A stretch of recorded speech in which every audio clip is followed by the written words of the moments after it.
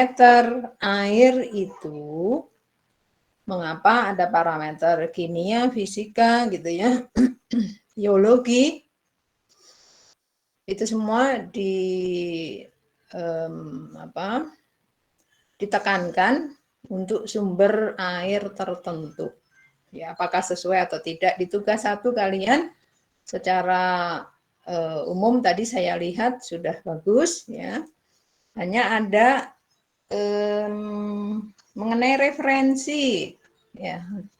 Kalau bicara masalah tugas mengenai referensi itu kalian mencantumkan secara umum, sementara soalnya meminta bahwa kalian mencantumkan referensi itu per soal. Per soalnya. Kan ada 2 soal. Kalian mencantumkan referensi atau daftar pustakanya. Ya, hati-hati ya kalian dalam menggunakan daftar pustaka. Itu tidak berarti bahwa bacaan saja itu kalian masukkan sebagai daftar pustaka. Beda ya daftar pustaka dengan bibliografi. Bibliografi itu kalian bisa mencantumkan semuanya, namun daftar pustaka itu yang dikutip saja. Nah, di soalnya saya minta kalian menuliskan daftar pustaka di setiap soal tersebut. Bukan gabungan. Ya, bukan gabungan. Ada saya lihat kelompok yang melakukannya, tetapi rata-rata tidak melakukan itu. Rata-rata menuliskan daftar pustakanya. Gitu ya.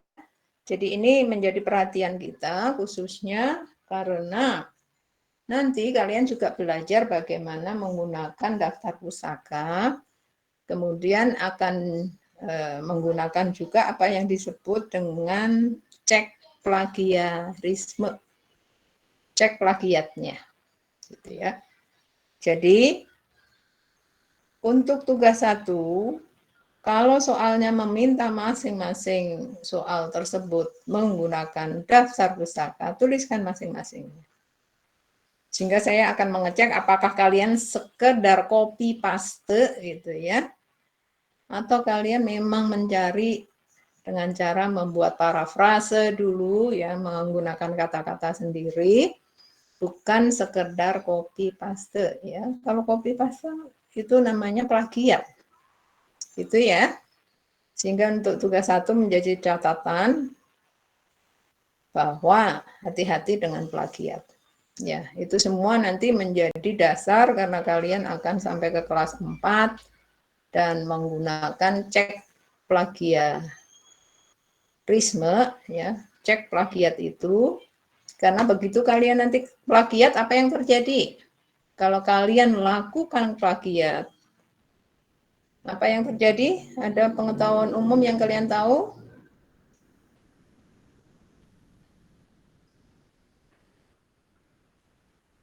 Seperti apa? Plagiat? Penjara, Bu. Penjara. Selain itu apa? Kalau di penjara saja sih. Dicabut gelarnya, Ibu. Iya. Gelarnya tuh dicabut.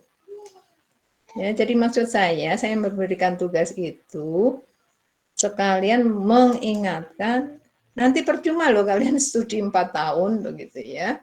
Diharapkan kan 4 tahun semuanya selesai, tapi rupanya plagiasi dilakukan. Ya, gelarnya dicabut, bagaimana dengan dosen yang bersangkutan? Ada yang tahu?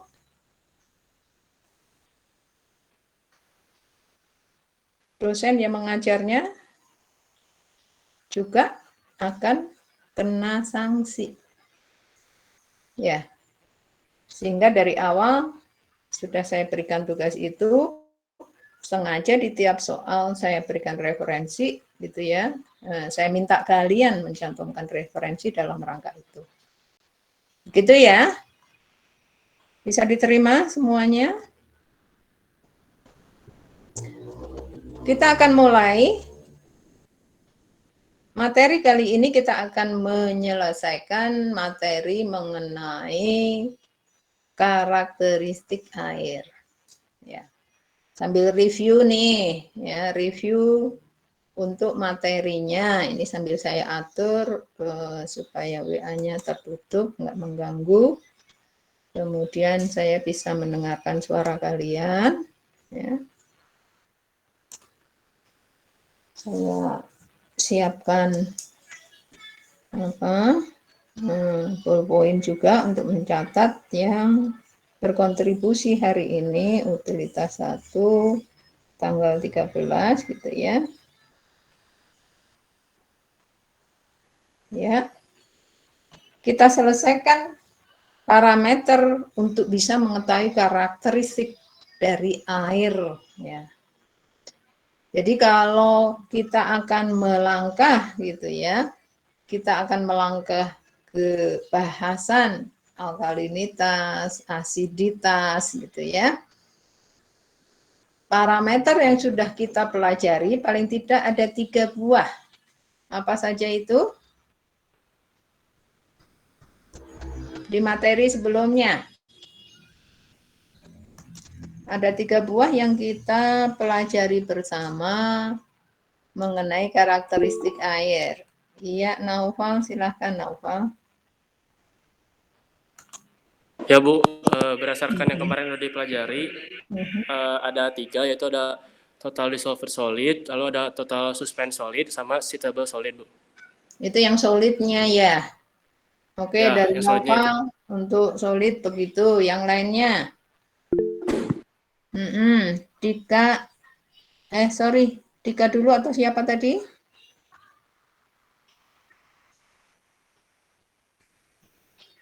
Dika ya benar ya.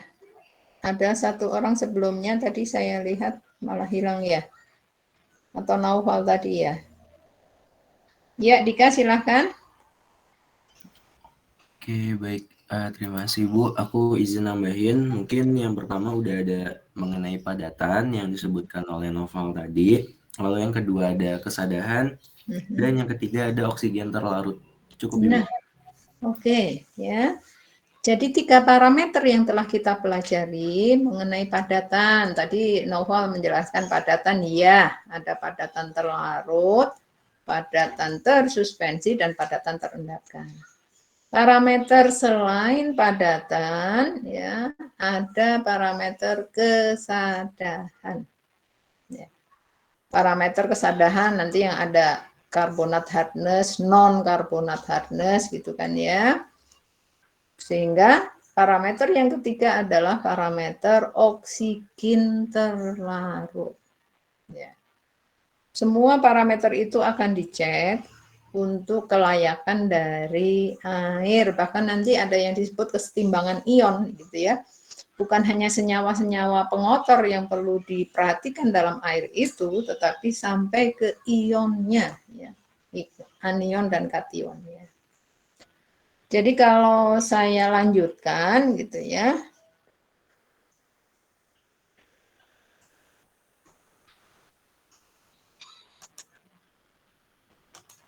Kita melangkah ke alkalinitas dan asiditas gitu ya. Coba ini saya off-cam supaya lebih mudah kalian bisa menerima materinya. Ya. Alkalinitas dan asiditas ya. Alkalinitas dan asiditas. Tadi saya sebutkan kalau hardness, kesadahan, ada kesadahan sementara, ada kesadahan tetap. Kesadahan yang bisa dihilangkan atau disisihkan dengan pemanasan, ada yang tidak. Nah, untuk alkalinitas ya dari namanya alkalinitas ya. Sehingga di situ didefinisikan sebagai anion dalam air ya, yang akan bereaksi untuk menetralisasi ion H+. Menetralisasi ion H+. Karena yang anion dalam air untuk bereaksi menetralkan ion H+, itulah yang dipakai sebagai ukuran alkalinitas. Ya. Jadi alkalinitas juga merupakan ukuran kemampuan air dalam menetralisasi asam. Ya. Menetralisasi ion H+, menetralisasi asam. Ya. Jadi kalau berbicara masalah parameter yang tergolong alkalinitas, ya, parameter yang tergolong alkalinitas, ya, ada CO3-2-, ya, ada ion karbonat, ada ion bikarbonat, kemudian ion borat, sulfida, hidroksida, silika, fosfat, dan ada NH3. Gitu ya. Inilah parameter yang tergolong alkalinitas. Ya. Kalau dikembalikan ke kesadahan gitu ya, kan kalian sudah belajar kesadahan. Memang ya, itu kan kation multivalen kalau kesadahan. Namun yang paling umum kan ada Ca2+ dan Mg2+, begitu kan ya. Nah, untuk alkalinitas, parameter umumnya ada 3. Parameter alkalinitas ada 3 buah. Apa saja itu? Tadi sudah Naufal, Dika, yang lainnya? Iya, Raffi. Ada bikarbonat, ada karbonat, sama hidroksida, Ibu. Iya, ada 3 parameter umum dalam kita melihat alkalinitas, melihat alkalinitas itu, ya. Jadi ada bikarbonat, ada karbonat dan hidroksida. Makanya tadi yang menetralisasi ion H+, ya, yang menetralisasi kation. Anion bikarbonat, karbonat, dan hidroksida. Ini yang dominan. Ya. Namun nanti kalau ada pertanyaan rupanya dalam soal itu ya ada anion yang lain, ya. Yang umum memang 3, tetapi yang lainnya juga bisa mempengaruhi besaran alkalinitas. Gitu ya. Oke, Raffi, thank you. Selanjutnya ini siapa yang mau baca parameter alkalinitas? Nah, sorry, Hardi dulu ya. Hardi, kemudian Aas. Ya, Hardi, silahkan. Baik, Bu. Untuk parameter alkalinitas yang digunakan itu untuk mengendalikan proses pelunakan atau softening kapur soda, pengendalian blow down boiler, prediksi potensi pembentukan kerak kalsium di sistem air pendingin.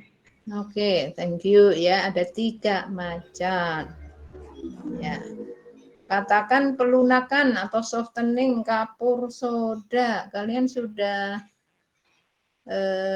memahami ini di kimia fisik kah gitu ya. Ada pelunakan air yang menggunakan kapur soda. Nanti kalaupun belum ya bisa ya saya tambahkan. Jadi untuk mengendalikan proses pelunakan nanti macam-macam pengaruh gitu ya, pengaruh dari alkalinitas terhadap komponen tertentu kita bahas juga di hari ini ya. Jadi dia mengendalikan proses pelunakan, dia juga mengendalikan blow down boiler. Ada yang paham blow down itu kira-kira apa ya? Mengapa kok boiler kan berarti dia mempersiapkan steam ya, alat pembuat steam perlu dilakukan blow down atau pengurasan lah ya. Kira-kira untuk apa ya? Nah, alkalinitas ini mempengaruhi blow down boiler gitu ya, harus dipenuhi kapasitas tertentu ya, dikendalikan itu supaya efektif blowdown tersebut gitu ya. Blowdown ada yang tahu pengetahuan umum? Blowdown itu pengurasan untuk boiler ya. Pengurasan pada boiler dilakukan dengan maksud untuk apa? Mengapa kok perlu dilakukan blowdown? Nanti di bagian akhir kita akan bicara juga masalah pengotor air gitu ya. Ada yang kira-kira bisa menjawab? Oke. Belum ya? Oke. Blowdown pengurasan gitu ya. Nanti yang dikuras tentu pengotornya, pengotor airnya. Pengotor air dalam boiler itu perlu dikuras, dikeluarkan, disisihkan, dihilangkan gitu ya. Karena nanti akan terjadi overheating di titik tertentu gitu ya, akan terjadi pemanasan lokal ya, sehingga nanti ekstrimnya bisa terjadi peledakan, misalkan begitu gitu ya. Jadi alkalinitas tadi pertama pengendalian proses pelunakan atau softening, biasanya pakai kapur soda. Kedua dia mengendalikan blowdown dari boiler. Dan untuk air pendingin gitu ya.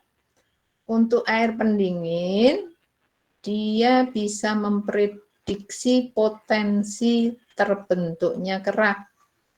Kerak dalam air pendingin ya. Kalsium biasanya Ca2+ gitu ya. Jadi bisa memprediksi potensi kerak kalsium di sistem air pendingin. Gitu ya. Jadi inilah fungsi dari alkalinitas itu. Ya. Sehingga perlu diperhatikan dalam mencermati kualitas air dengan alkalinitas yang diinginkan. Gitu ya untuk alkalinitas. Nah, di praktikumnya gitu ya, makanya tadi saya tanya apakah kalian sudah praktikum ya untuk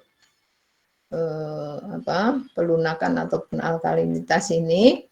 Namun kalau kalian melakukan praktikum titrasi kan hal yang sudah biasa ya kalian lakukan. Titrasi. Nah, ini alkalinitas itu diukur dengan double titrasi. Ya. Double titration ya. Kan untuk indikator gitu ya. Untuk indikator yang kalian gunakan, ya pertanyaan saya, kalian sudah yang paling banyak dilakukan, kalian kan menggunakan PP ya. Menggunakan PP, penoltalin. Tetapi ada juga, ya ini mungkin kalian ada pemahaman waktu di SMA atau SMK gitu ya, pakai juga MO. Atau di semester-semester sebelumnya, di kelas 1 gitu ya.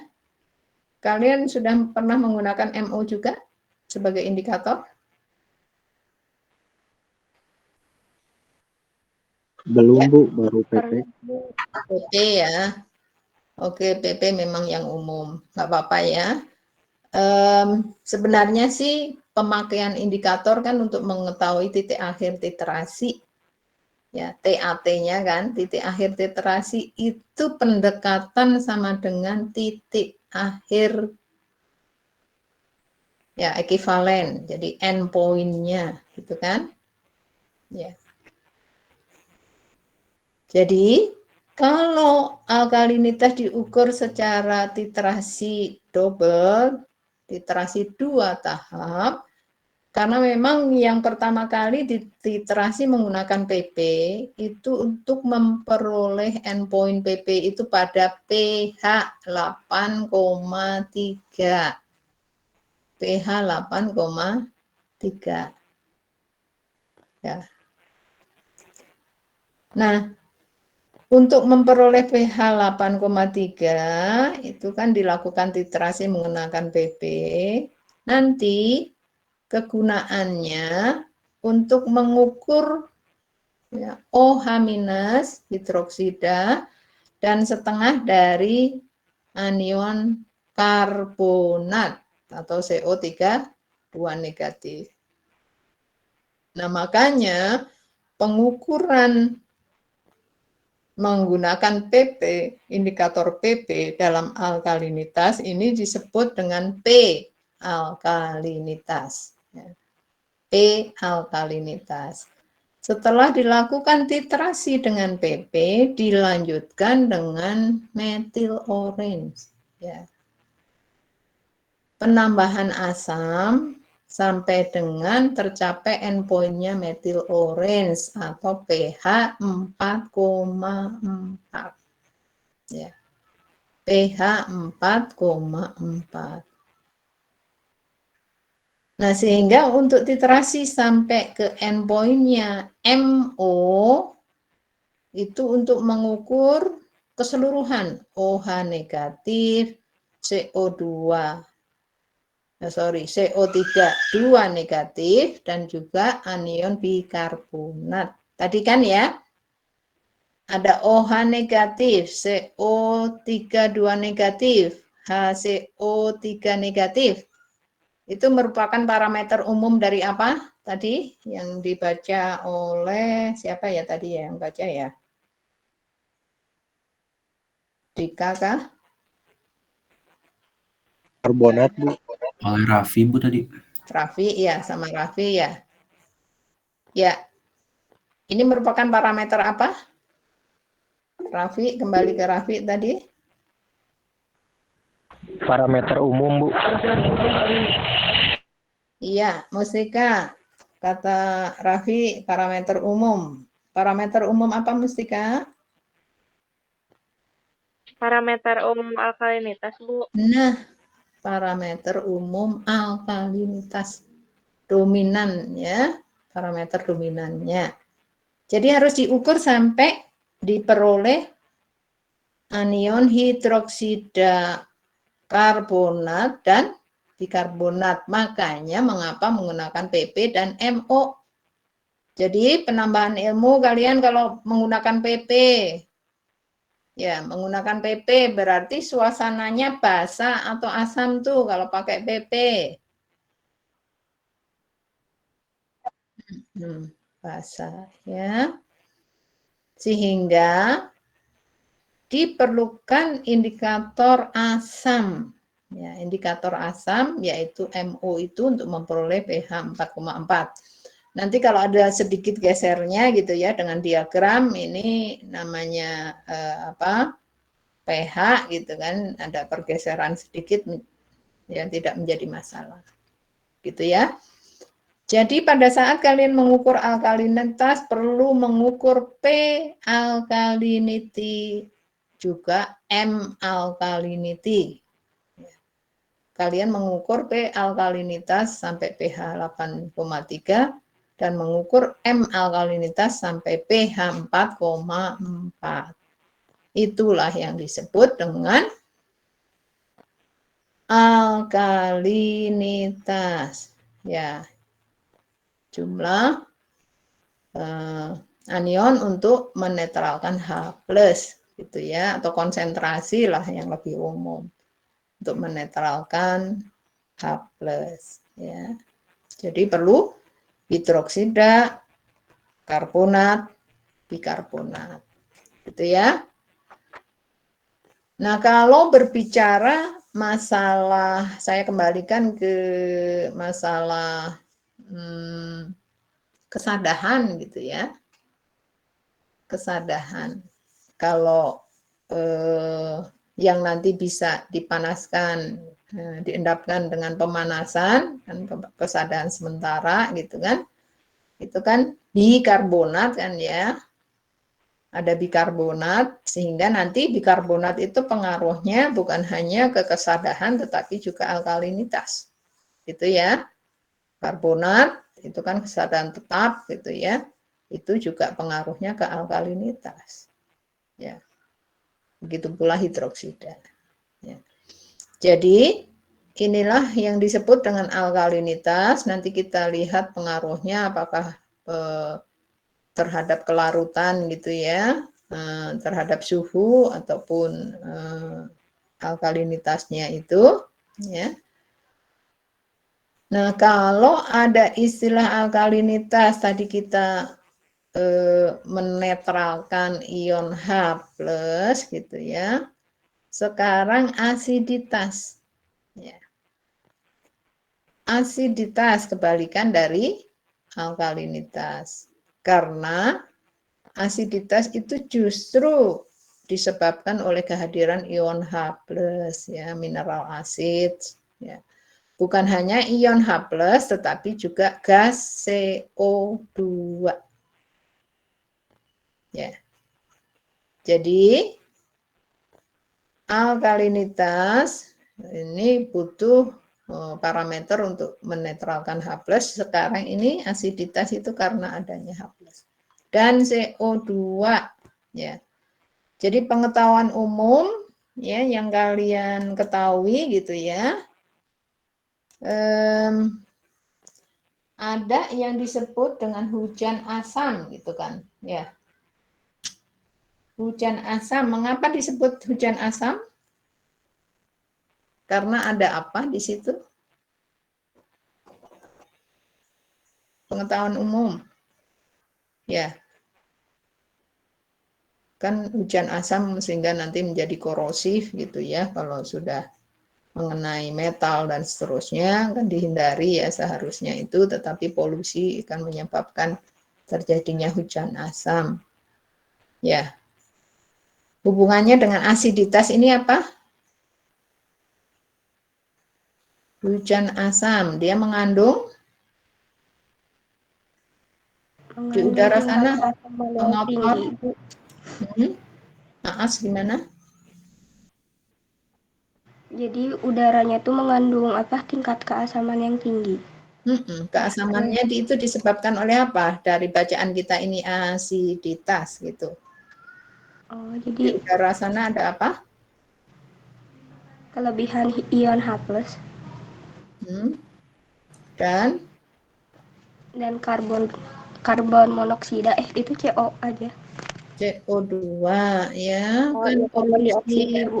Oke, kan polusi ya yang menyebabkan polusi kendaraan CO2 ya sehingga disebut hujan asam ya karena mengandung gas CO2. Gas CO lebih berbahaya bahkan gitu ya. Namun kalau bisa bicara masalah asiditas ini ya ada H+ dan CO2. Oke. Ini supaya nyambung di apa kalian di mata kuliah ini bisa nyambung ke pengetahuan umum gitu ya. Sehingga kita melangkah alkalinitas dan asiditas itu ini kan pH ya. Range pH kan dari 0 sampai 14. Ya, jadi waktu itu pernah beredar gitu ya, WA ke berbagai penjuru, pH-nya lebih dari 14. Kalian ikut forward, katakan gitu ya, kalian ikut membagikan berita itu ke orang lain, sementara kalian tuh disebut calon sarjana teknik kimia, ada kimianya di situ ya. Hati-hati, range pH itu kan hanya 0 sampai 14. Ya. Hanya 0 sampai 14, ada yang menyebutkan 15 lah dan seterusnya ya. Enggak ada itu. Jadi hati-hati pada saat kalian menerima berita gitu ya, menerima informasi kemudian dibagikan ke orang lain, hati-hati ya. Jangan kemudian memalukan diri sendiri gitu ya. Oke, sekarang kalian perhatikan ini ya, range pH itu saya berikan waktu untuk melihat ya. Materinya sudah kalian download bukan? Sudah, Bu. Jadi bisa lebih jelas lagi gitu ya kalau kalian mau pakai laptop ataupun HP sendiri, kalian bisa perbesar ini gitu ya. Ya. Sehingga terlihat itu kan ada asam-asam ya. Yang bagian atas pH-pH rendah itu ya. Ada asam-asam mulai asam borat sampai ke asam klorida ya. Kalian perhatikan yang paling rendah gitu ya. Paling rendah 0,1 loh ya. Jadi paling asam itu. Oke, sambil saya apa sebentar.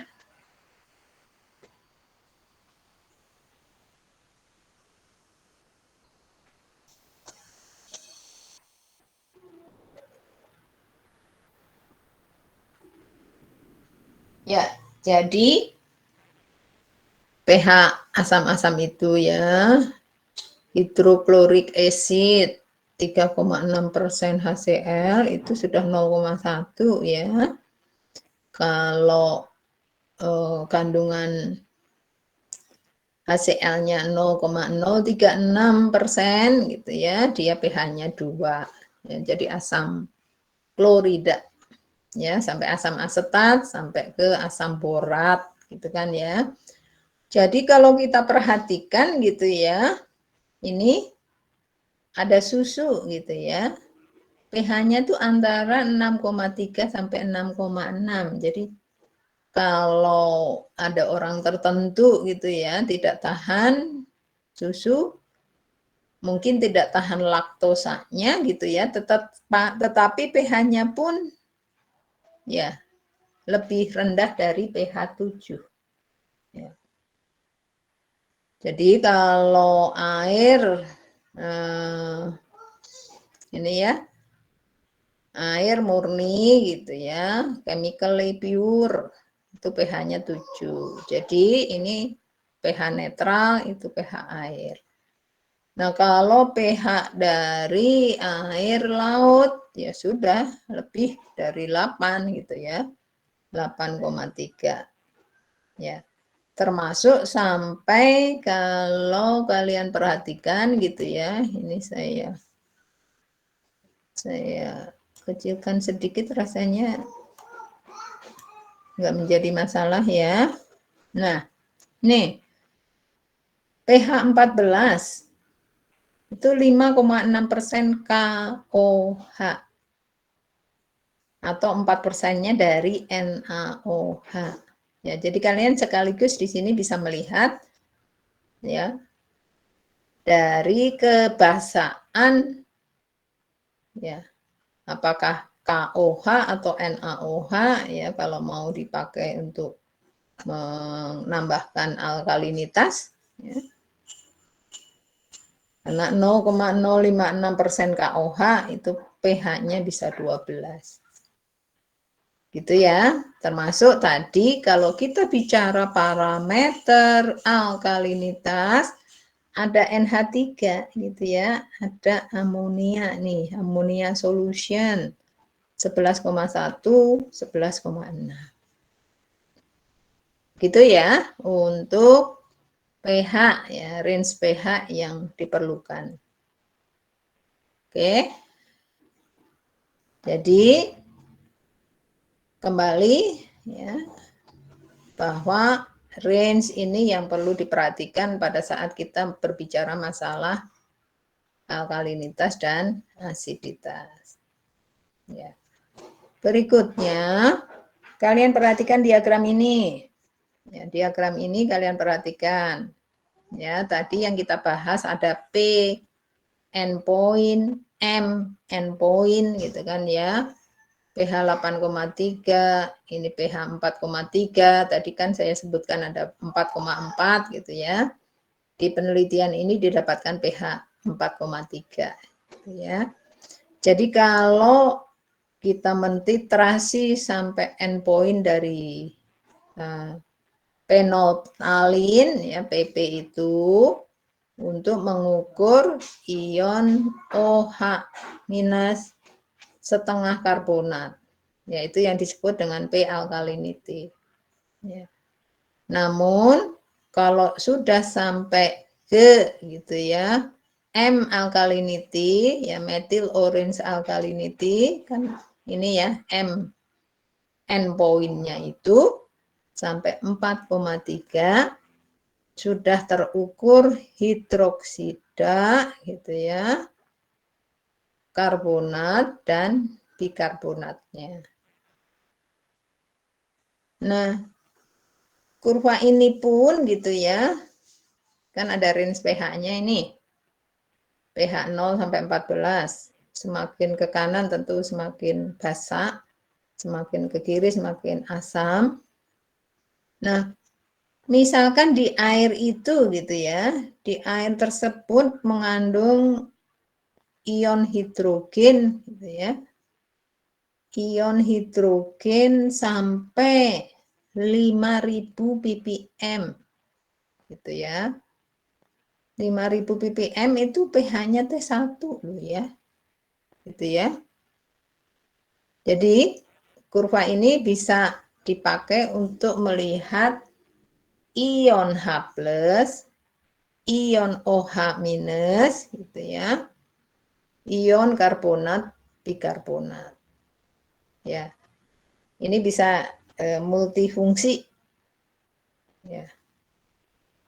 Diagram yang kalian punya ini ya.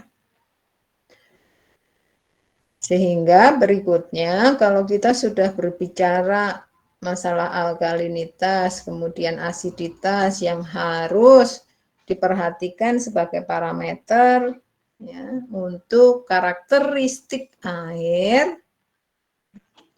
inilah pengaruhnya. Ya. Pengaruh dari acidity atau alkalinity. Ya, ini cara bacanya coba kalian cermati. Ini kan ada panah ke atas. Ya. Jadi dengan kenaikan alkalinitas, panah besar ke atas itu, ya, itu akan menyebabkan kenaikan solubilitas, kenaikan kelarutan. Ya, jadi ke atas itu kenaikan kelarutan, ya, ke bawahnya kan penurunan kelarutan, ya. Nah, untuk diagram ini, gitu ya, kalian perhatikan di sini ada hardness, ya, ada kesadahan, ya, ada kesadahan. Ada garam-garam sodium, ya garam-garam sodium kan kita belajar dia sebagai garam terlarut di dalam air gitu ya, garam-garam Na.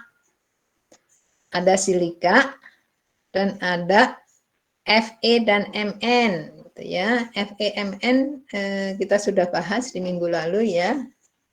Tadi ada terlewatkan ya yang kita bilang ada padatan, kesadahan, oksigen terlarut, ada juga Fe dan mangan, ya, kandungan Fe mangan dalam air. Nah, bagaimana membacanya? Ini di sebelah kanan, ya, sebelah kanan tertulis kelarutan hardness, kelarutan dari kesadahan itu akan menurun jika alkalinitas dinaikkan. Kalian perhatikan tanda panah kiri sekali. Pada saat alkalinitas dinaikkan, ya, ini hardness-nya, kelarutannya loh ya ini, kelarutan hardness turun tuh. Ya. Padahal kan yang disebut kesadahan, ya, justru kalau kelarutannya turun, ya berarti dia tidak larut ya, dia menjadi kerak gitu kan, ya. Jadi hardness akan turun dengan naiknya alkalinitas. Ya. Nah, bagaimana dengan garam-garam sodium ini? Ya, rupanya garam-garam sodium tidak, ya, tanda ini, tanda panah kiri kanan, reversible gitu ya. Ini artinya tidak dipengaruhi oleh perubahan alkalinitas untuk garam-garam sodium. Nah, bagaimana dengan silika? Ya. Bagaimana dengan silika?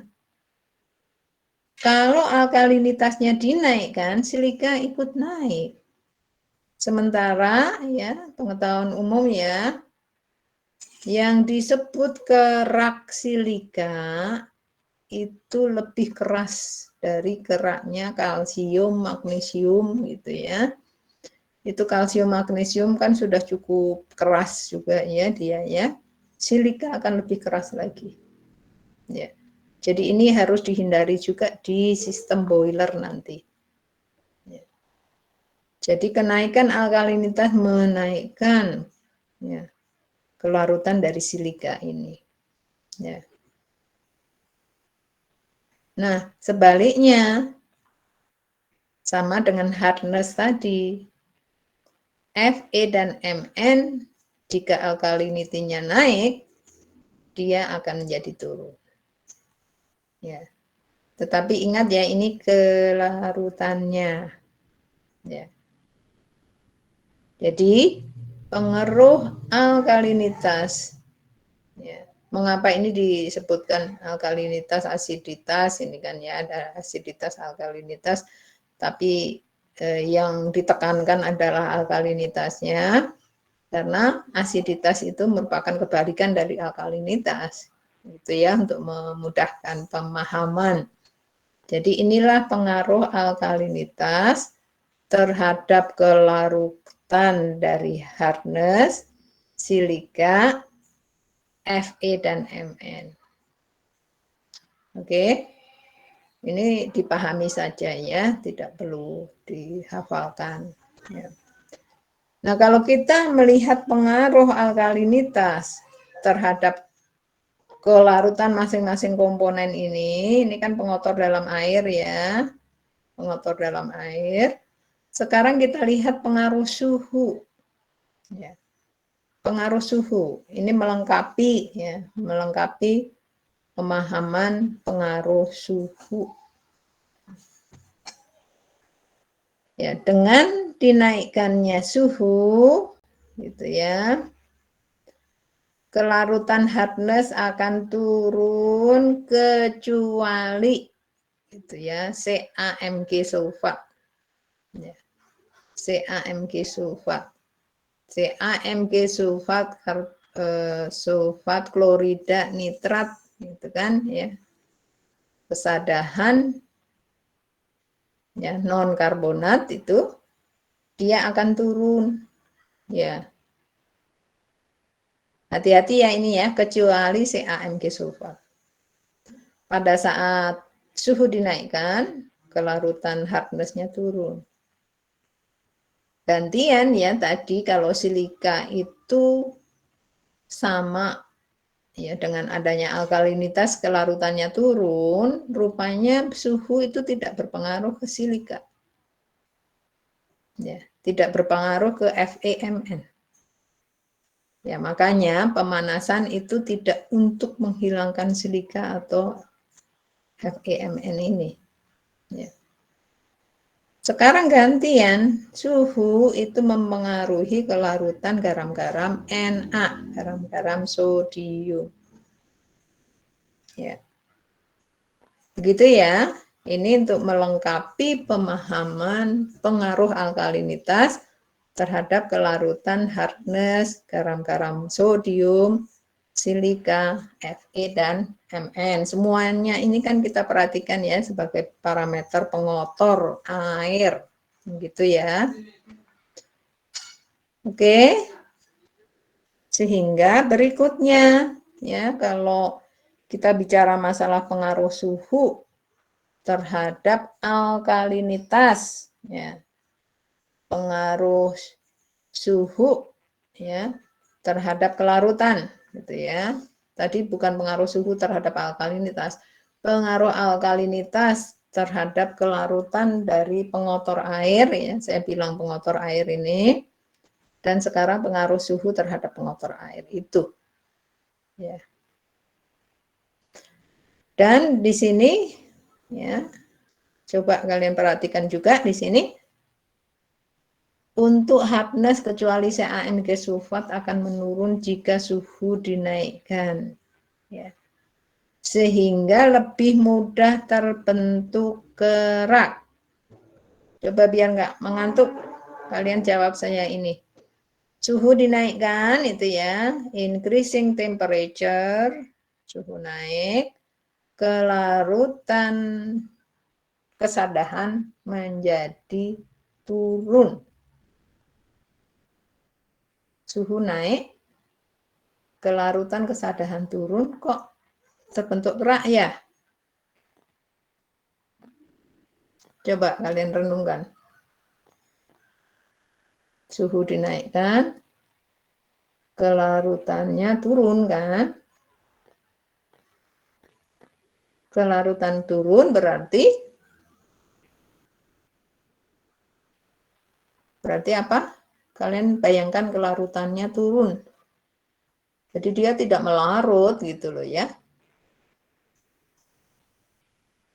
Oke? Ada yang bisa ngulangi? Yang kesadahan dengan naiknya suhu mengapa sih kok kelarutannya turun dan membentuk kerak? Ya, siapa mau coba jawab?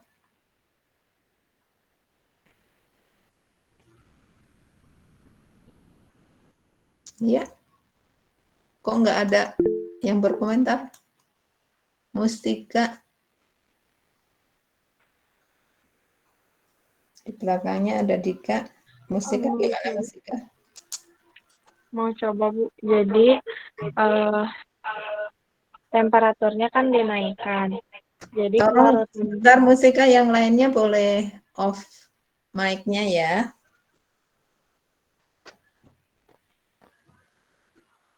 Iya, sekarang Mustika yang lainnya off, kamu yang on untuk mic-nya.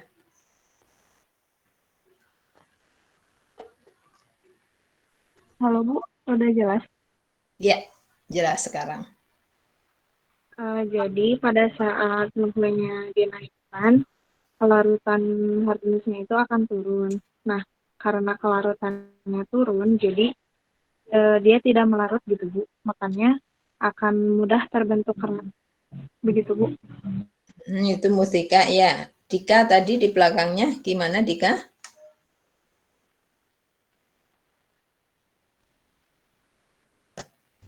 Iya Ibu, jadi emang yang dikatakan Mus pengen aku bilang juga gitu. Kalau misalkan suatu sifat dari air kelarutannya turun, maka ya air tersebut tidak akan larut sehingga akan membuat sebuah padatan itu berupa kerak. Bukan airnya yang larut, tapi apanya? Kesadahannya ya. Iya, pengotor itu ya, pengotor kesadahan itu, ya kan? Kelarutannya turun, gitu kan ya. Nah, kalau kelarutan turun kan dia tidak melarut, gitu ya, tidak mudah larut, jadi terbentuklah kerak. Ya, ini saya ulangi berkali-kali gitu ya, karena kita bicara masalah kelarutannya, bukan hardness-nya gitu ya, bukan masalah FeMN-nya, silika, kemudian garam-garam sodium, tetapi kelarutannya. Gitu ya. Oke, thank you Dika dan Mustika.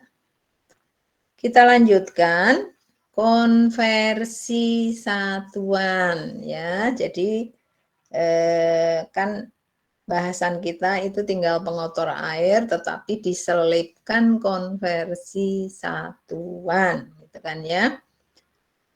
Konversi satuan. Gantian, coba siapa yang mau bacakan nih konversi satuan? Ada Sakiyah. Terus ada Daniel ya, Sakiyah dulu. Silakan buka mic, yang lainnya off. Baik Bu, konversi satuan. Satuan untuk parameter kualitas air biasanya dinyatakan dalam miligram per liter atau ppm part per million. Untuk parameter kesadahan dan alkalinitas selain satuan tersebut juga sering dinyatakan dalam satuan miligram per liter sebagai CaCO3.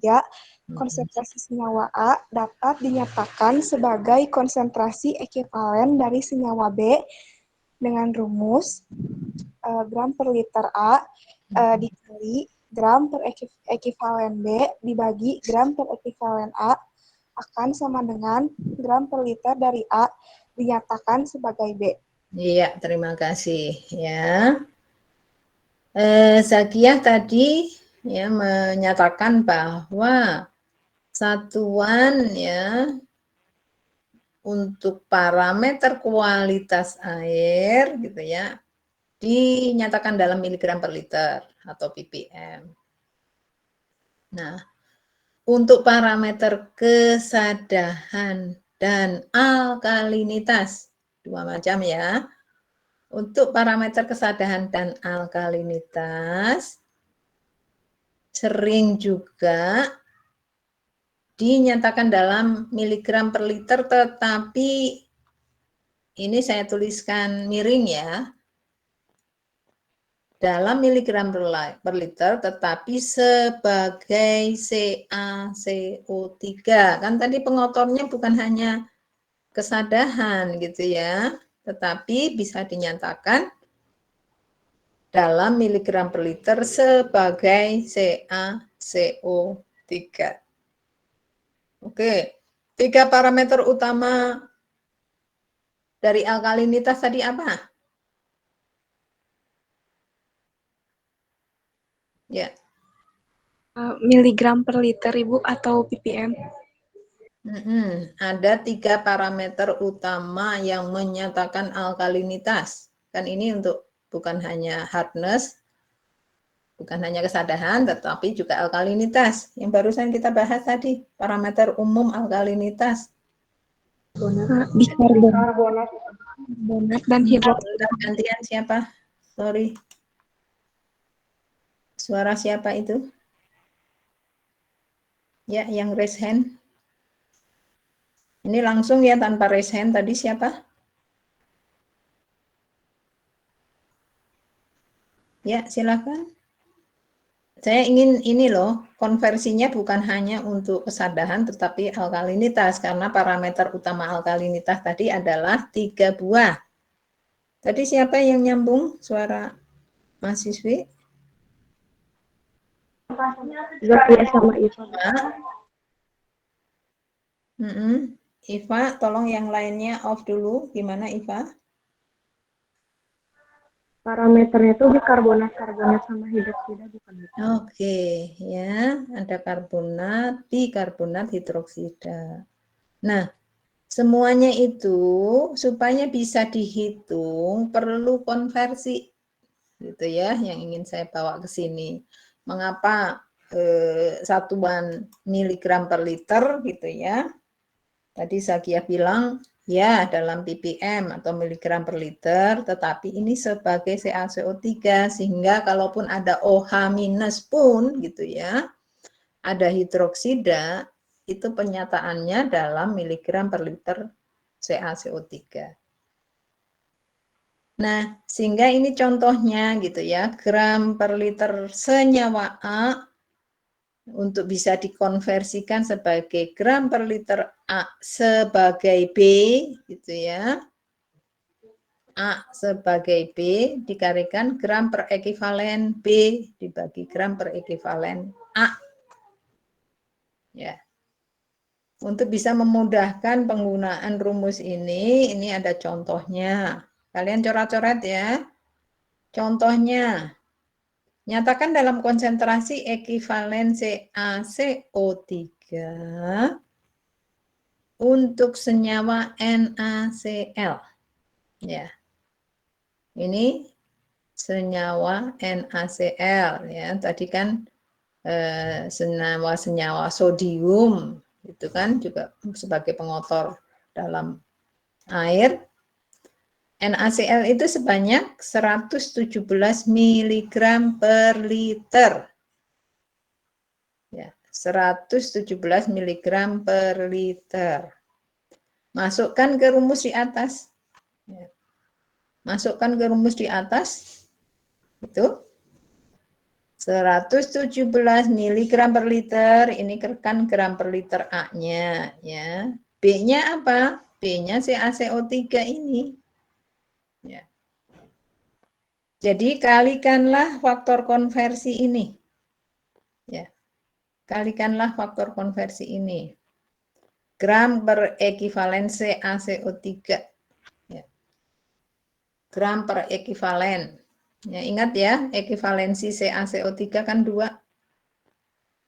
MR-nya kan 100. Ya. 100 gram per 2 ekivalen. Jadi gram per ekivalennya 100 per 2. Yang bagian atas ya. Untuk gram per ekivalen CaCO3. Bagian bawahnya gram per ekivalennya NaCl. Ya. NaCl, mRNaCl 58,5 gitu kan. Ekivalensinya kan 1. Ya. Nah, dengan demikian gram per ekivalen gitu ya. Ini gram per ekivalennya CaCO3 yang di bagian atas ya. Jadi 117 mg per liter NaCl gitu sama dengan 100 mg per liter sebagai CaCO3 gitu ya, sebagai CaCO3 ya. Oke, jadi tinggal masuk rumus. Sekarang ini ada latihan ini ya, 20 mg per liter CaCl2. Kalian punya data massa atom ya. Ya, massa atom. Oke. Ya. 20 mg per liter CaCl3 dinyatakan sebagai CaCO3 itu berapa? Ya, persis sama dengan di atas. Ya. Tetapi MR-nya MrCaCl2. Kalau kalian tidak punya data itu ya, CaCO3 itu kan 100 tuh ya.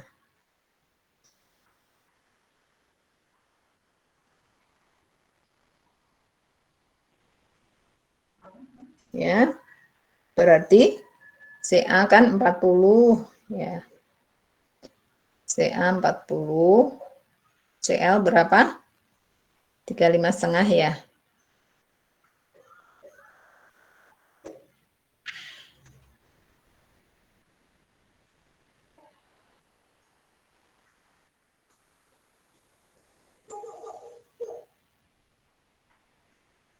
Ya. Oke, kalian coret-coret. Silahkan. Karena nanti tugasnya juga saya bagikan hari ini gitu ya. Tugasnya nanti kalian mengkonversikan dan memperoleh hasil. Ini latihannya.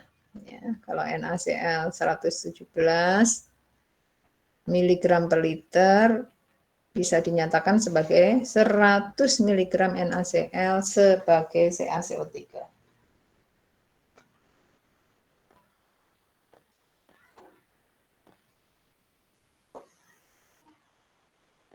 Ya, coret-coret.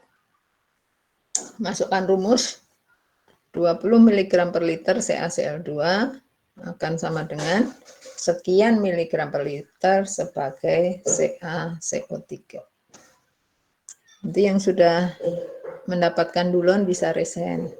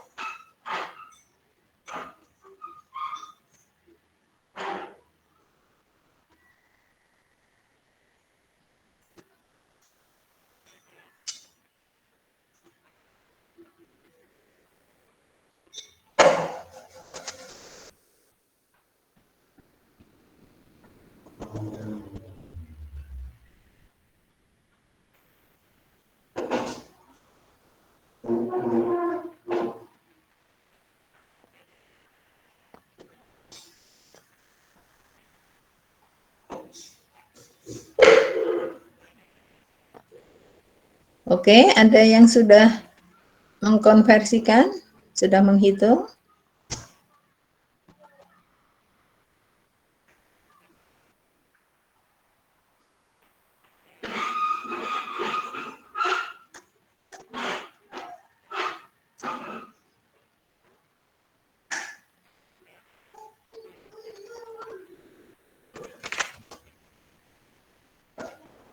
Oke, tinggal masukkan ya. 20 kali 50 ini untuk yang CaCO3, kemudian Mr CaCO2 dibagi ekivalensinya 2.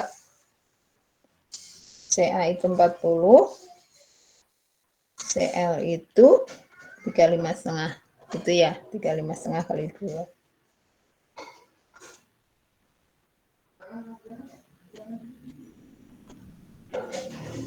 Ya, siapa yang sudah menghitung? Ya, Aas dapat berapa? Saya dapat 18,018, Bu. 18,018. Ya. Itu dengan perhitungan MR massa atom Ca 40 gitu ya, Aas ya. Betul, Bu. Untuk tadi itu 20 mg per liter, terus MR-nya itu 100, terus ekuivalennya itu 2 untuk CaCO3. Terus tadi itu MR CaCl2 tuh 111 dibulatkan. Terus untuk titik ekuivalen, berat ekuivalennya itu 2, Bu. Ya. Oke, jadi Aas menemukan 18. Yang lainnya berapa? 18,02 gitu ya. Yang sudah menghitung lagi siapa?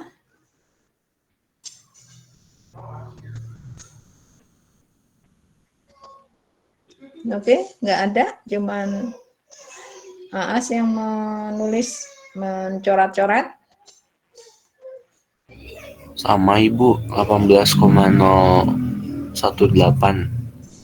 Gitu ya.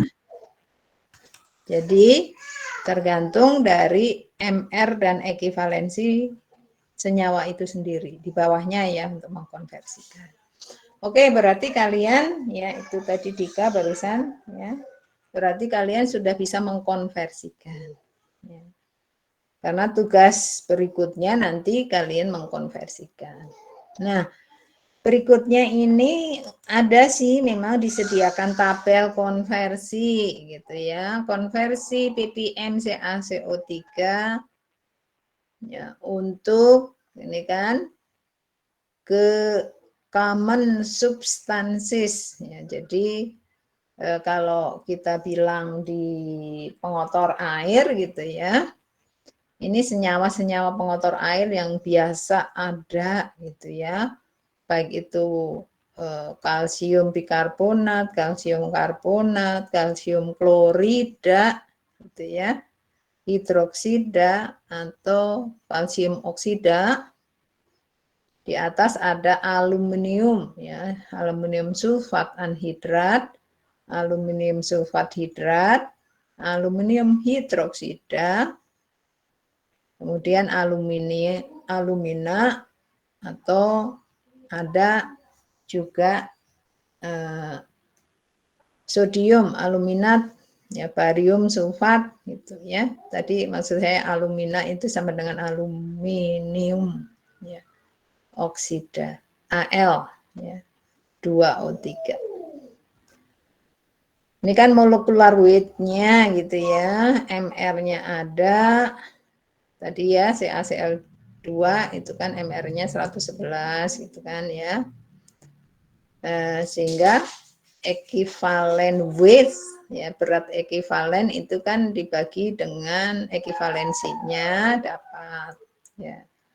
Jadi kalau hati-hati ya ini ya. dari senyawa yang ada di sebelah kiri untuk dijadikan miligram per liter CaCO3 dikalikan dengan ini. Ya, dikalikan dengan kolom yang saya tunjuk di sini. Multiply by 0.88 gitu ya, 0.5. Jadi kalikanlah ini.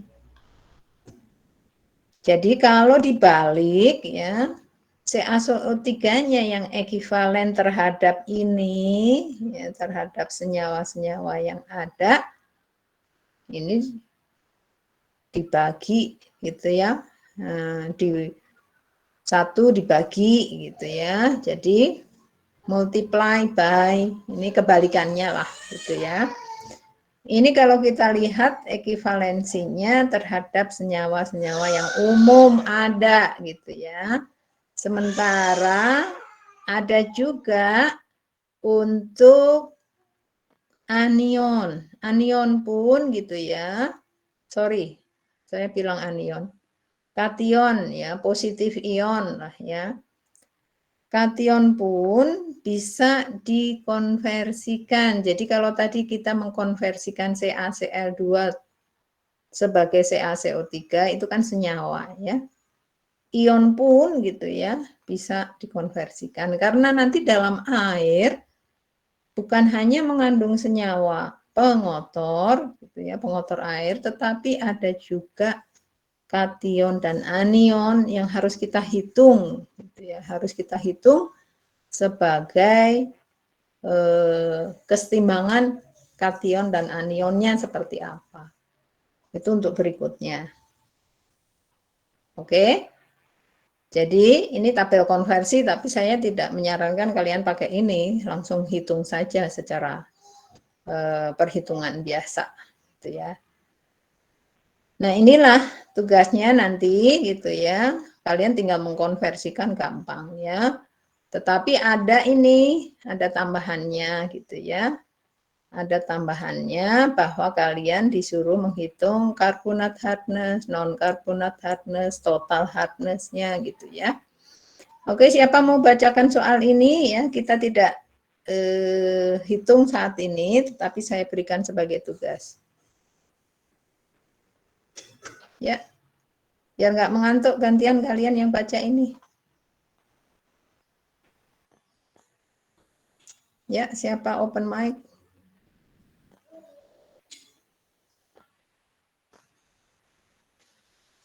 Ya, apakah semuanya tidur? So.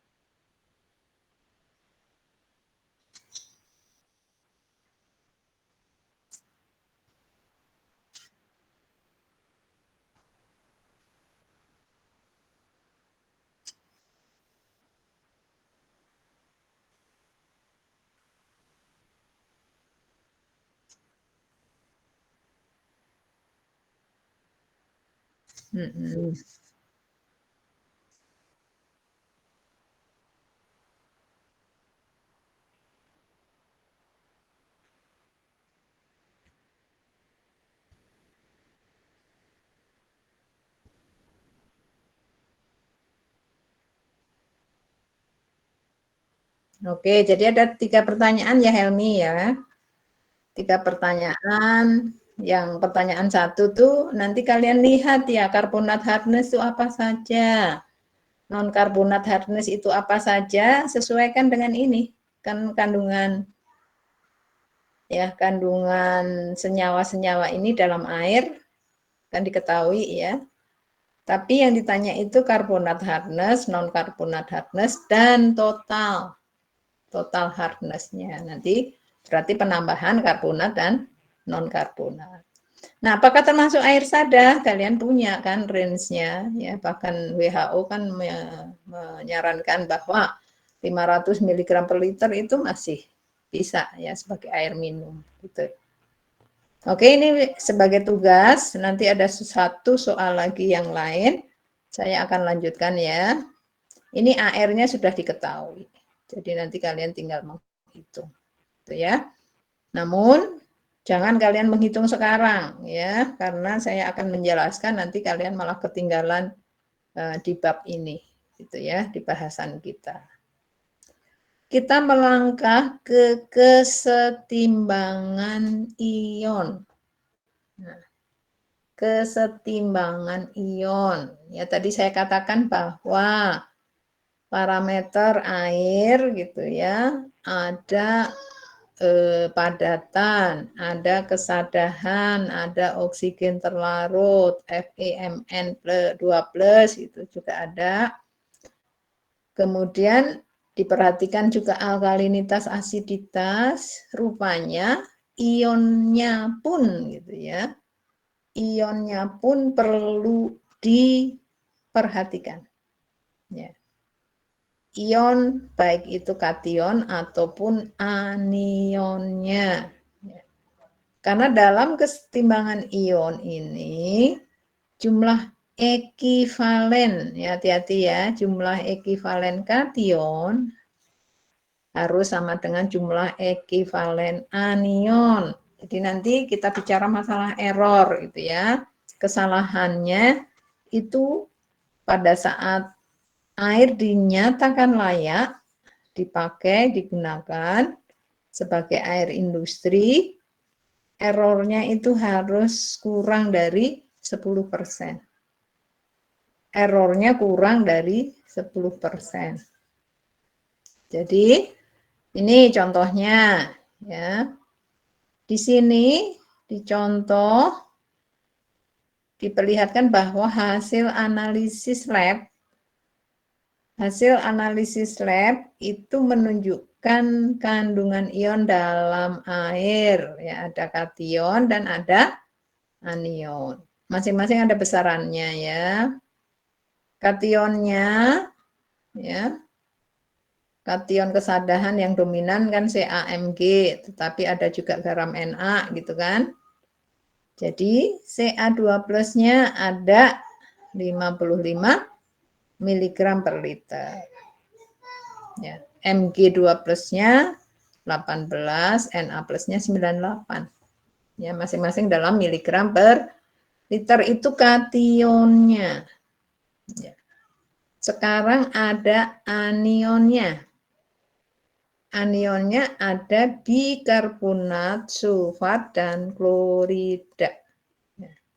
Anion bikarbonat, sulfat, dan klorida. Masing-masing besarannya ada 250 mg per liter, 60 dan 89. Nah, karena kesetimbangan ion itu bicara masalah ekivalen kation dan anion, jadi kalian buat tabel ini.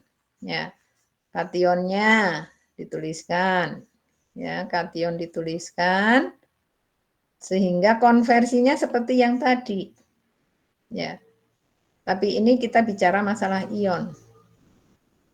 Ya, mengapa tadi konversinya juga ada ion gitu ya, ada kation. Jadi yang di sini Ca AR-nya kan 40. Ya, karena dia Ca2+ berarti ekivalennya 2. Ya. Miligram per mili ekivalen.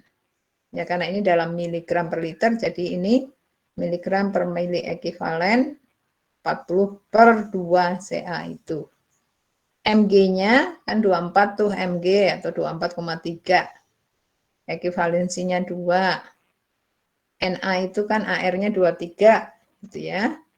Jadi 23 mg ekivalensinya 1. Ya, kalian tuliskan miligram per mili ekivalensi masing-masing kation sehingga hasil mili ekivalensi per liter ya, kalian bagikan. Ini kan satuannya miligram per liter dibagi miligram per mili ekivalensi. Miligramnya kan bisa dicoret ya, hilang. Mili ekivalensinya naik ke atas, jadi mili ekivalensi per liter. Ya, jadi 55 dibagi 20. Gitu ya. 18 dibagi 12,15. Kan masing-masing dapat tuh nilai ekivalensi per liternya. Nilai ekivalensi per liter masing-masing kation kalian jumlahkan. Nilai ekivalensi per liter kation kalian jumlahkan. Dapatlah 8,49. Gantian sekarang anionnya. Ya. Anionnya kan masing-masing miligram per liter diketahui. Ya. Kalian sekarang melihat miligram per mili ekivalensi. Ya, HCO3 negatif, berarti kan ini ekivalensinya 1. Ya, MR-nya 61. Ini anion sulfat, ekivalensinya 2, MrSO 42 negatif ini 96. Begitu juga yang Cl. Ya. Ekivalensi 1 miligramnya 35,5. Tinggal kalian bagikan ini. Miligram per liter dibagi miligram per mili ekivalensi, ketemulah mili ekivalensi per liter. Ya. Mili ekivalensi per liter. Jadi errornya gitu ya, tinggal kalian kurangkan deltanya. Error kan delta dibagi angka terkecil lah ya, kalau mau lebih aman gitu ya. Jadi di sini 8,49 dikurang 7,86 dibagi 7,86. Ya. Oke, ini pun nanti kalian ulangi lagi karena nanti soalnya juga mengenai ini gitu ya. Untuk hasil analisis tersebut dikatakan layak sebagai air industri jika persen errornya kurang dari 10%. Ya. Jadi kalian hitung persen errornya. Namun untuk memperlihatkan ini ya, untuk memperlihatkan kesetimbangan ionnya, yaitu kesetimbangan kation terhadap kesetimbangan anion, kalian bisa membuat diagramnya, bisa buat bar chart-nya, gitu ya.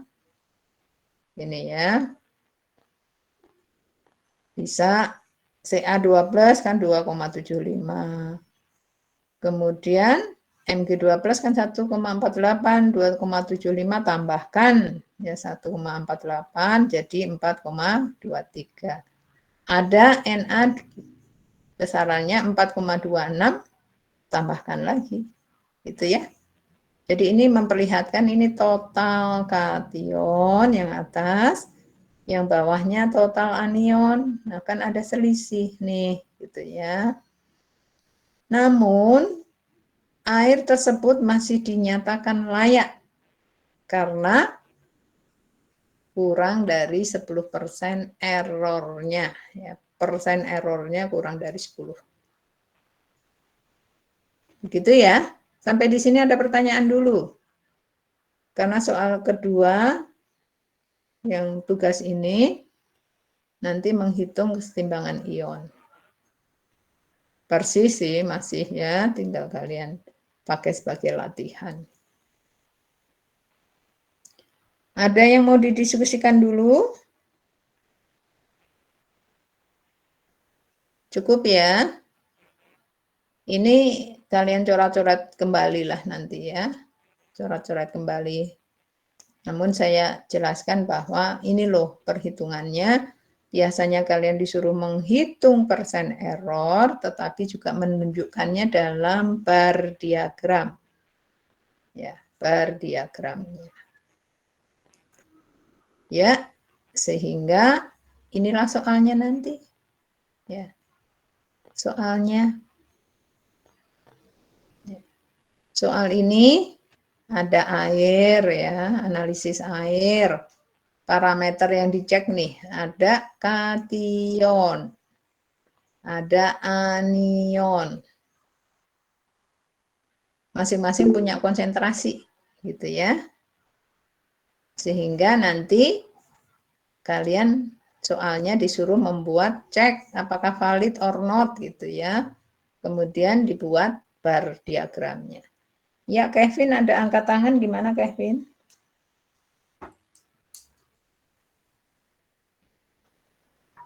Oh, enggak Bu, tadi ada catatan. Oke.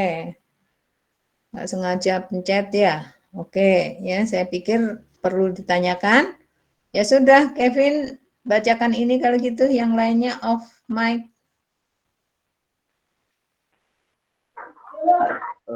Air tanah dengan kandungan ion seperti tertera pada tabel. Ada Ca2+ dengan konsentrasi 190, Mg2+ konsentrasi 84, Na+ 75, Oh, yang lainnya off ya. Fe3+ 0,1, lalu ada Cd2+ 0,2, lalu ada HCO3- 260, lalu ada SO3 2- 64, lalu CO3 2- 30, kemudian Cl- 440, dan terakhir NO3- 35. Nah, cek Satuannya apa, apakah Kevin? dalam Satuannya miligram dalam per liter. Oke. Kemudian Cek apakah hasil analisis lab tersebut valid, lalu buat bar diagram ionnya. Oke, ya. Jadi 2 soal ini sebagai tugas kalian ya. Jadi saya menyelesaikan parameter air yang perlu diperhatikan sampai ke valid atau tidak, layak atau tidak gitu ya untuk kandungan kation dan anion dalam air tersebut. 2 slide terakhir ini mengenai pengotor dalam air. Kalian nanti cermati sekali lagi ya. Ada parameternya seperti apa atau konstituennya ini ya. Rumus kimianya jika memang ada gitu ya. Bagaimana dampaknya?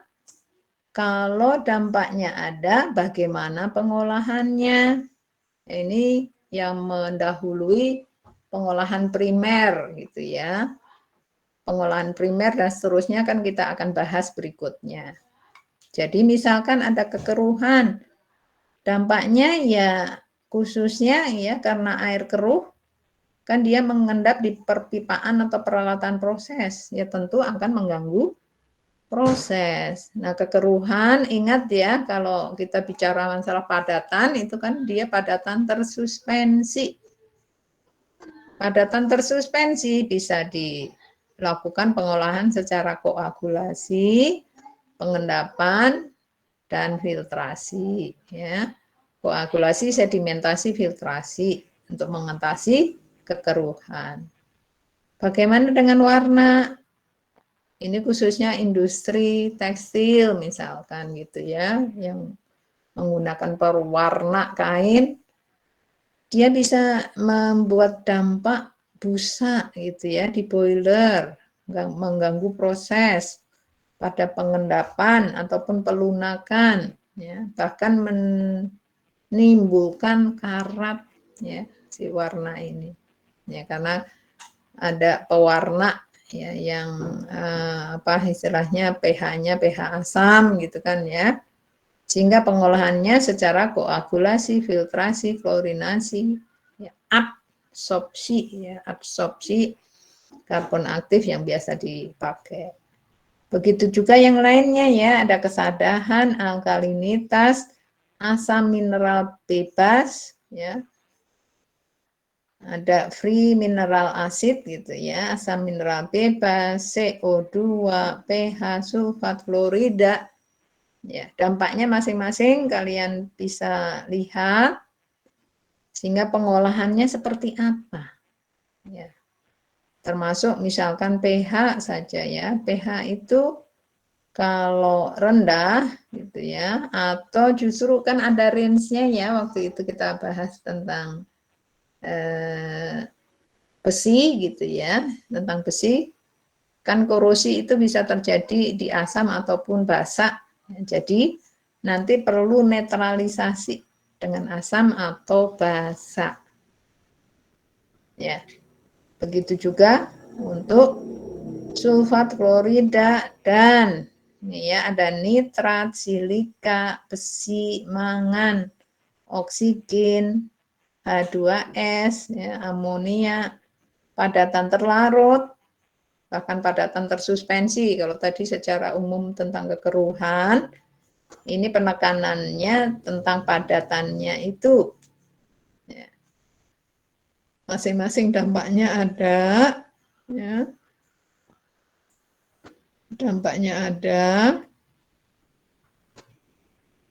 dan pengolahannya yang disarankan. Jadi kalau saya ambil contoh gitu ya, misalkan silika. Ya. Silika itu tadi saya singgung sebagai kerak yang keras, lebih keras dari keraknya CaMg. Nah, kerak ini akan mengganggu kerak silika khususnya di boiler ataupun di air pendingin. Bahkan kalau dia menguap kemudian mengendap di turbin, nah itu juga menjadi masalah gitu kan ya. Jadi perlu diolah baik secara absorpsi ataupun demineralisasi. Ya, masing-masingnya nanti kita akan bahas. Oke, dengan demikian saya akhiri kuliah saat ini. Ya, sudah kita bahas karakteristik air secara umum, karakteristik air semuanya, ya. Dan tugas hari ini saya minta tolong koordinasi dari Helmi ya. Untuk kelompok yang sebelumnya kan kalian berdua-dua tuh. Nah, sekarang berdua-dua juga dengan soal dua macam itu, tapi pasangannya boleh. Nah, gitu ya Helmi ya.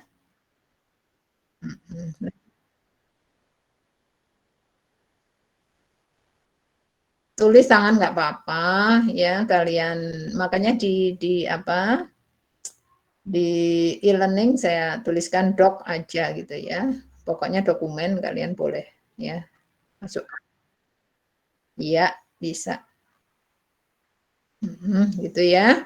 Jadi tugas kedua tentang parameter air, kalian menghitung konversi kesadahan gitu ya, konversi kesadahan, dan juga kalian menghitung kesetimbangan ionnya.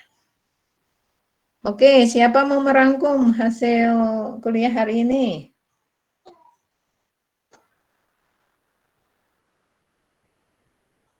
Ya, nggak ada yang raise hand? Kita kan melanjutkan dari parameter air ya, sampai diselingi ada konversi satuan sebelum ke pengotor air. Gitu kan ya? Jadi yang di depan kita bahas mengenai apa? Konversi satuan pengotor air, iya yang terakhir tadi. Di depannya kita bahas mengenai apa? Ya, tinggal sedikit.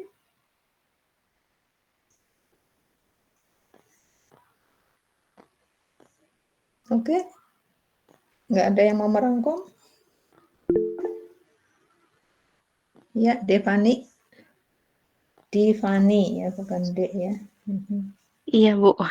Jadi yang pertama itu tadi bahas mengenai parameter yang tergolong alkalinitas. Lalu ada parameter umumnya yaitu karbonat, sama hidroksida.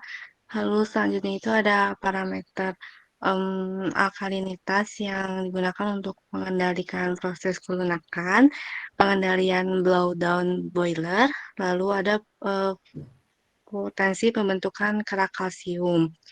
Lalu selanjutnya itu ada parameter alkalinitas yang dapat diukur dengan double titration. Lalu ada aciditas. Kalau dari Divani cukup, Bu. Tadi ada si Naufal juga angkat tangan, silakan Naufal. Naufal malah baru bergabung ya? Keluar masuk ya? Tadi sinyalnya Bu. Iya. Oke, kamu mau menambahkan atau dengar nggak tadi yang dikatakan Divani? Nggak terdengar ya? Tadi ini dulu Bu nge-lag Bu, jadi kurang terdengar Bu. Tadi Ya, sampai berarti sekarang Daniel aja. Daniel tadi belum ya? Saya sudah tuliskan nama Daniel. Daniel bisa on mic. Dengar tadi yang dikatakan oleh Divani? Penambahannya apa ya Daniel ya? Aku kira-kira sama yang tadi yang sama ya dengan tadi Bu. Makanya saya nggak angkat tangan lagi Bu. Oke, barusan selain Daniel,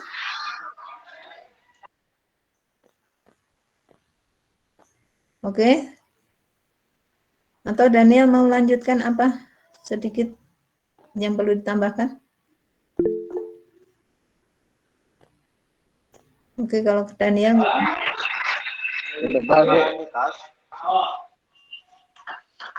Ya sudah, Yurdika ya. Yurdika coba, Yurdika. Kamu Baik Ibu. di off dulu si Daniel. Yurdika gimana? Untuk tadi yang ditambahin dari yang terakhir, yaitu ada pengaruh alkanitas atau asiditas dari kelarutan yang hardness tadi yang acidity atau alkalinity, kemudian ada yang pengaruh suhu, terus ada yang tadi konversi satuan yang soal, yang itu juga Ibu. Dan terakhir? Dan udah mungkin Ibu sampai situ tadi. Yang terakhir apa yang kita bahas? Tentang terakhir barusan konversi satuan Ibu. Iya, setelah konversi satuan kita bahas apa, Yurdika? Pengotor dalam air Ibu. Iya, oke, gitu ya. Sampai ke pengotor dalam air. Ya, jadi itu parameter-parameter yang perlu diperhatikan, ya. Oke, terima kasih anak-anakku semua. Naufal, Dika, Raffi, Hardi, Aas, Mustika, Yurdika, Zakia, Daniel, Iva, Helmi, Kevin, Divani. Ya, terima kasih untuk hari ini. Terima kasih untuk siang ini. Silahkan nanti Helmi ya bantu Ibu untuk pengelompokannya, kemudian salah satu bisa mengupload di e-learning. Oke, dengan demikian terima kasih untuk aktivitas partisipasi aktif kelas ini. Jadi saya masih berharap bahwa yang belum aktif bisa juga ikut terlibat di dalamnya. Oke, sudah lebih dari 49 ini, 14:49. Silakan yang presensinya belum berhasil bisa dicoba kembali.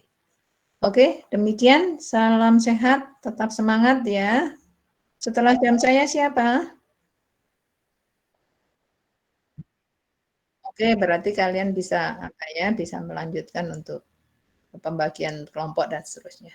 Oke, Helmi dan kawan-kawan, terima kasih.